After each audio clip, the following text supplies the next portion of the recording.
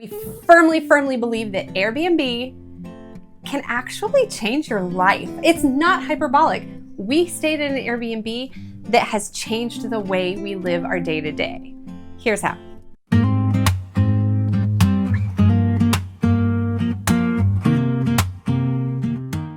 I know there are lots of videos on YouTube about why you should or shouldn't do Airbnb. These things are a little different because they're specific to larger families, dietary restrictions, and honestly, reasons that I've never heard anywhere else before. 4 reasons why you should book the funky Airbnb. We've been wanting to make this video for a while. Yes. It's something we've been thinking about for honestly 2 years, maybe more. Now, this is not to say that Airbnb is right for everybody. We know that they have their shortcomings, and we love staying in hotels. Absolutely. I think some of them are stunning and gorgeous. Some of them have top-notch service. Some of them have really fun theming. I mean, I think my favorite hotel was our stay at the Disneyland Hotel in Disneyland Paris. That was gorgeous. In terms of accommodating the whole family, we really liked whenever we stayed in the Cars family suite at Disney World. Mm-hmm. And part of what made that so much fun was the theme. And I think something that people don't think of often on Airbnb, and something I want to push as maybe the #1 thing on this video, there are some really funky Airbnbs out there. Like funky. And you should book it. It's always like, what is this? When you're looking through the listing. Is this a spaceship? He sends me stuff and I'm like, is it an antique store? Is it haunted? The one we stayed in France, though, the whole time we walked in going, where are we? Check this out. What is this place? It's the dining table. It's in a cave. I think we live in a French wine cave now. Like, look at the kitchen. Oh my. It's a very low ceiling. You have to watch your head. Oh no, it just crumbled on me. It's a cave shower. Cave shower. What do you think? I like it. How's there a toilet? There's a toilet and a cave. Oh my. That's a nice toilet. Yeah, because it sounds very loud. It does. We've only been here a couple minutes. But this is the sign to book the funky Airbnb because it's so cool. Everyone. This is the staircase to nowhere. Oh, it's concrete. Yes. It's just a staircase for that scary clown picture behind me. French clown. And now the upstairs. Come with me. The upstairs is the entry floor. So from the front door, There. this is Mom and Dad's room. Yes. Stay up and play. Oh, it's also little. There's a little nook. I love Mom. I feel like we're gonna get the Black Plague in this house. Book the weird Airbnb. What's in? Naughty! We'll step up here. Naughty! What? Oh, is this bathroom also a cave? Well, that's lovely. It's still a cave. Where's the lights? Oh, you have a little pass through to the next bedroom? Whoa! The boys' room? Okay, it is. That's your room? Very fancy. Look at the rafters. Everything is stone and tile and has steps and is very low ceilings and very narrow hallways and feels like a good risk for someone getting injured. But the charm and the quirkiness, so fun and funky. I think the second point, beyond how fun it is to find funky themed spaces, is that for us, the hungry part of 5 Hungry Travelers, right? Right. There is this great benefit when you book an Airbnb where you get a kitchen, right? So it just makes it easier when you have to deal with dietary restrictions to have that kitchen available to you So even if it's only one meal per day, it's one meal that you don't have to stress about. We love having breakfast in our Airbnb because getting out the door 1 hour earlier, getting somewhere before you go to whatever your first site is of the day can sometimes add so much stress. And especially if you're jet lagged or if your kids are tired from too much sightseeing, that extra hour to take it easy and just eat something simple in your own kitchen is really invaluable. Plus, to say nothing for the fact that it's also a money saver. It's a huge money saver. And as someone with dietary restrictions who needs to go find gluten-free options and dairy-free options, to find breakfast every day of your trip that fits those needs is tricky. We might go out and have breakfast once or twice on a trip, but having the option of having safe ingredients from the grocery store is so helpful. Plus, it is so fun to go grocery shopping in other places, particularly in other countries. Particularly where you can't read the labels. Google Translate does such a good job of translating what those international labels say. And we highly recommend taking your kids with you to the grocery store because it is such a fun experience. I know folks with celiac or folks who are highly reactive and food allergies will be really sensitive about using some of the shared spaces in an Airbnb kitchen, but there are ways to use foil, bring disposable dishes, do what you need to do to make it work for your needs and still be a really big asset.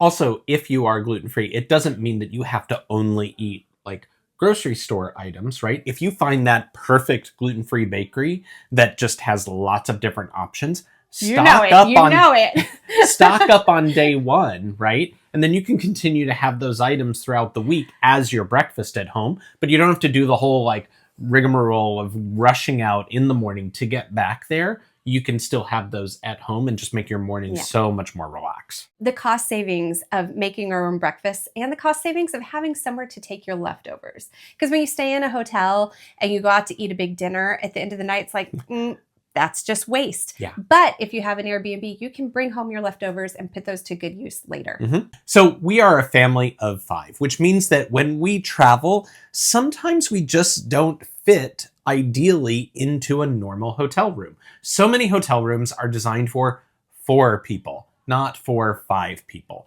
And in order to stay at a hotel, we would actually need 2 hotel rooms, which for a variety of different reasons just doesn't really work great. It ends up meaning that the expenses are a lot higher. It ends up meaning that in order to deal with the kids, one of us has to be in one room, the other one has to be in the other room. And so we often find ourselves defaulting to Airbnbs because they sit exactly right in the middle. They fit our size family perfectly, and we don't necessarily have to take on the expense and the burden of a second hotel room. This was the case just this last day when we were in Montreal. We asked for 2 adjoining rooms so that there could be mom and dad room and kids room, and they were close to each other. The rooms were not adjoining, and our kids aren't big enough where we feel comfortable leaving them on their own. With Airbnb, everyone has their own space. Sometimes everyone even has their own bedroom, but that's not to say they use it. My kids love to all dogpile into one bed. One bed, even a twin size bed, frankly. We just got to our Airbnb and everyone's loving having all this space. It's nice to have bathrooms for everybody. What room is this? You got your own room with your own TV? Nora likes this one because it's the same IKEA bed she has at home. What room did you pick? Bunk beds for the boys. There are lots of space for everybody.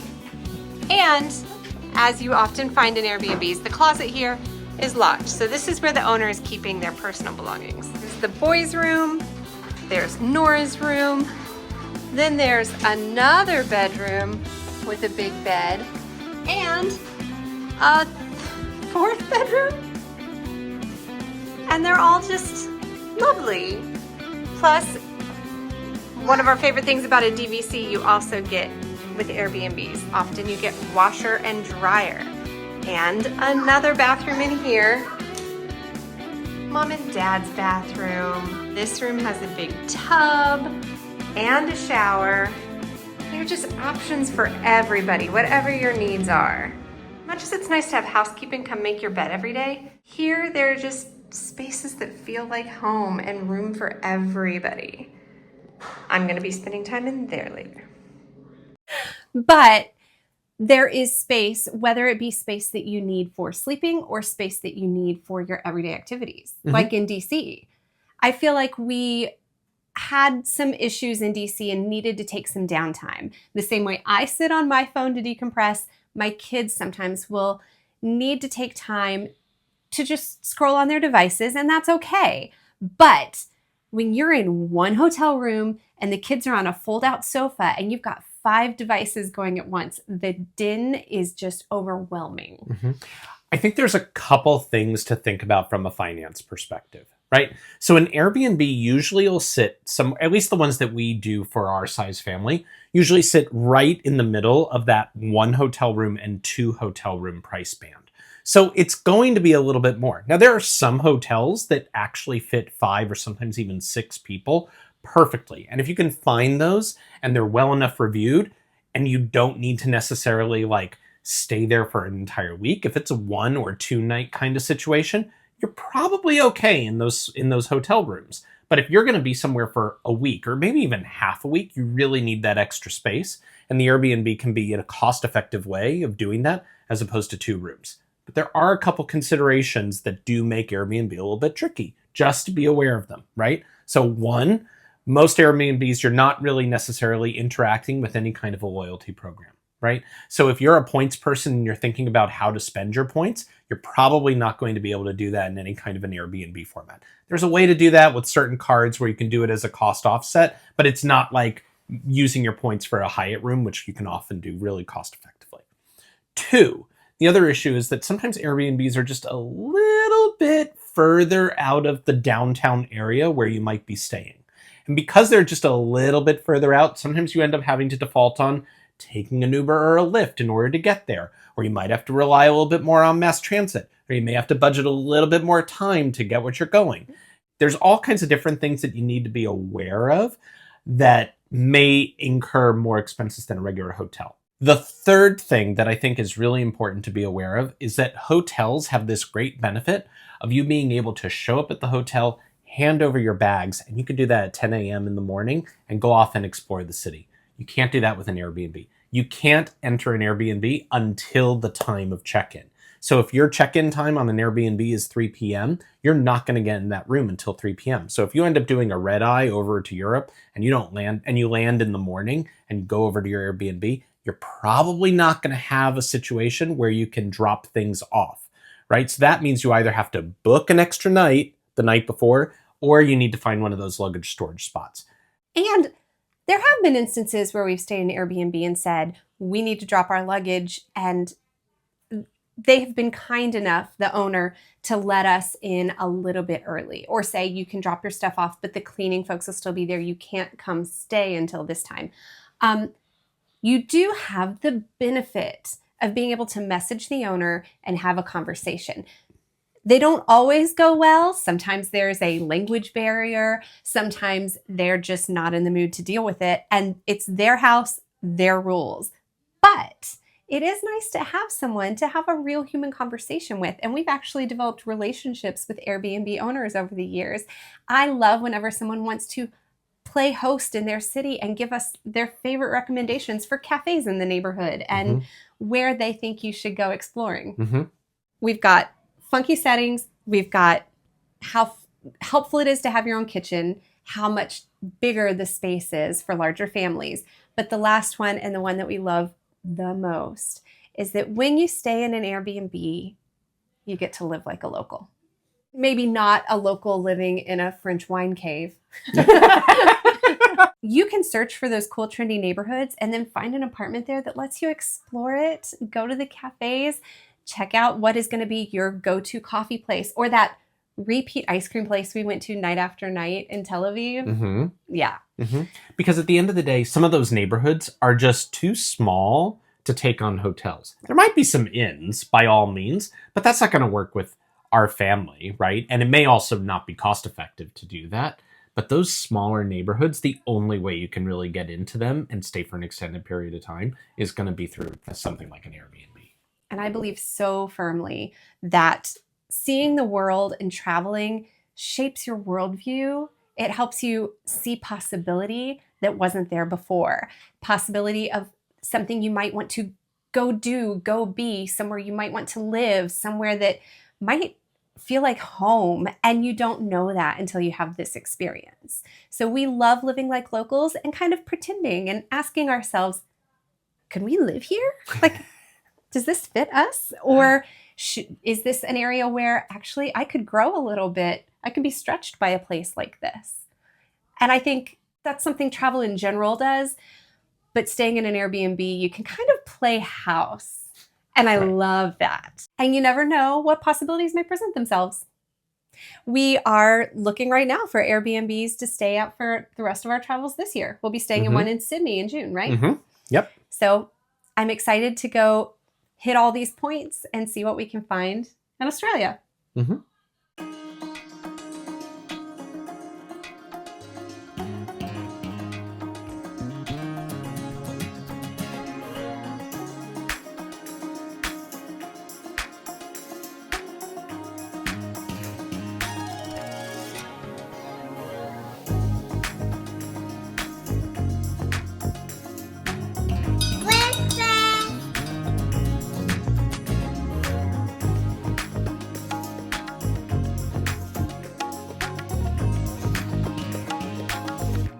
Now, I told you guys Airbnbs can change your life. And way back in 2016, aren't we all reflecting on 2016 right now? Exactly. It's one decade ago. We stayed for the first time at this little Airbnb that we affectionately refer to as Hannah's Barn. Yeah. Yes. It was our first time actually ever staying at an Airbnb. Yeah. And we weren't 500 travelers. We were 3. Asher was little. And we were city folk. We were New Yorkers. Yeah. We were mass transit. We were very little green space. And staying in a barn that had been converted into this funky, like lots of vintage decor and really cool personality. In the middle of the woods. In the middle of the woods. It made us stretch our imaginations, and it also gave our kids a chance, well, our kid, a chance to play outside, play with the animals, eat a little dirt. Grill food. Yeah, we grilled a cookout in the backyard. Like it was a beautiful experience. And we went back. 3 years in a row. Yeah. And at some point, Nora was born, and we took baby Nora. And we went to the New York Renaissance Fair. And apple picking. Apple picking and breweries and cideries and distilleries. And at some point we said, we love this thing enough. I wonder if instead of visiting once in a while, we would make this part of our lifestyle. So that question of playing like we're a local translated into our real life. And so we started looking for something like Hannah's Barn, but for ourselves. And we found this place we're in right now. This is our Lakehouse.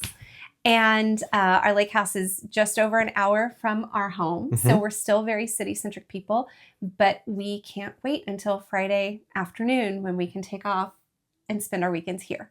None of us ever actually imagined that we were going to be a two-house family. No. This was a find. This was a steal. It took a lot of work, but it's the work that enabled us to make it a reality. Yeah. So, it was affordable because it needed work. Yes. And it wasn't a moment where we were going to Orlando a lot because we have Disney Vacation Club points. And so we were staying with Disney's timeshare, DVC. And we thought, do we need more points? We're going down there a lot. True. Are we going to? And we actively decided to scale back on our trips to Florida to make this kind of our vacation that we got every weekend. It's the place where we decompress. It's the place where our kids, are no longer terrified of bugs because we have them. And sometimes mice and chipmunks.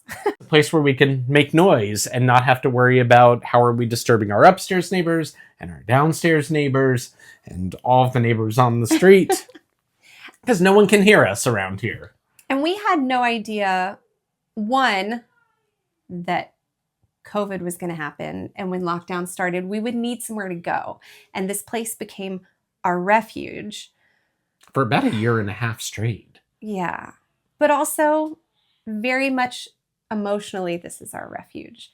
It's where we come to unwind. It's where we come to connect with nature and to connect with God.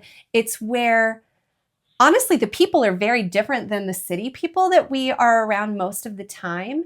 And some of the people, I think, we are so different, but we are neighbors. The more we meet people across the country and across the globe, the more we respect and appreciate the humanity in each other and want to do everything we can to make each other's lives better.